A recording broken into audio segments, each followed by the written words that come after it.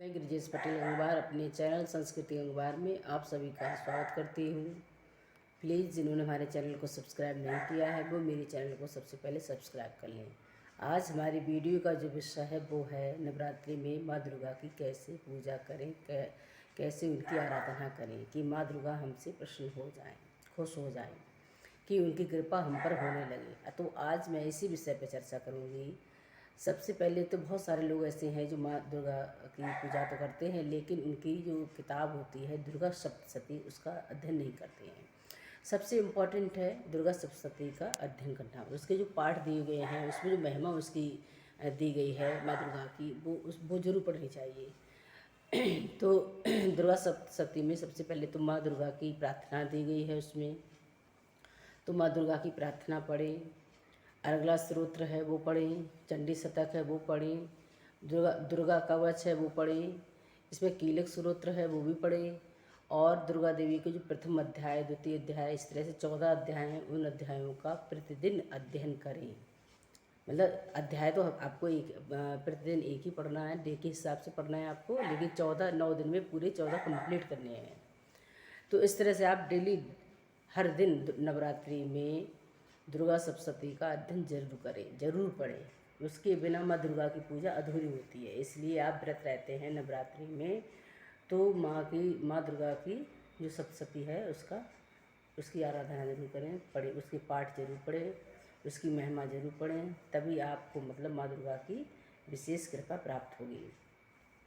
इसके अलावा इसमें सबसे पहले तो देखो नवरात्रि में जैसे पूजा कैसे करते हैं। सबसे पहले तो गणेश जी की पूजा करनी चाहिए, उनकी आराधना करनी चाहिए। इसके बाद में माँ दुर्गा की आराधना करनी चाहिए, आवाहन करना चाहिए, पूजा उनकी करनी चाहिए। फिर भगवान शिव की, ठीक, फिर शिव परिवार की पूरी की पूजा करनी चाहिए। इसके बाद दुर्गा सप्तशती का अध्ययन करें।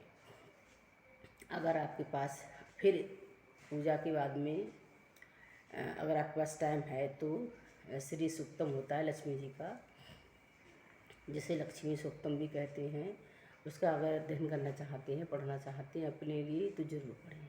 श्री सूक्तम का अध्ययन करना बहुत ही अच्छा होता है। वैसे तो कायदा में प्रतिदिन पढ़ना चाहिए, जो डेली जिनके पास टाइम है, जो पढ़ सकते हैं, कर सकते हैं, तो वो श्री सूक्त जरूर पढ़ें।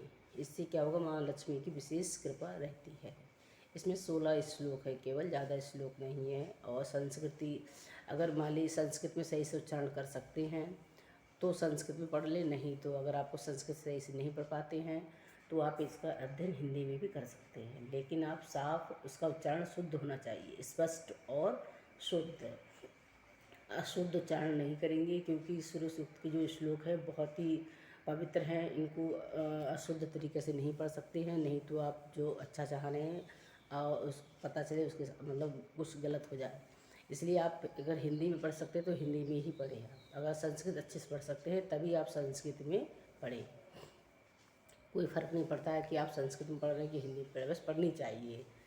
तो श्री सूक्त का अध्ययन जरूर करें। इसके बाद में कम से 5 आरती, सबसे पहले श्री गणेश जी की आरती, फिर दुर्गा देवी की, फिर शिव की, लक्ष्मी जी की और विष्णु जी की आरती। ये 5 आरती हर दिन नवरात्रि में पढ़ें, इनकी आराधना करें, आरती करें।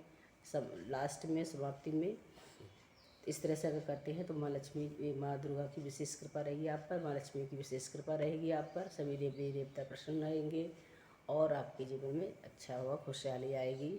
तो माँ दुर्गा की इस तरह से पूजा करें आप।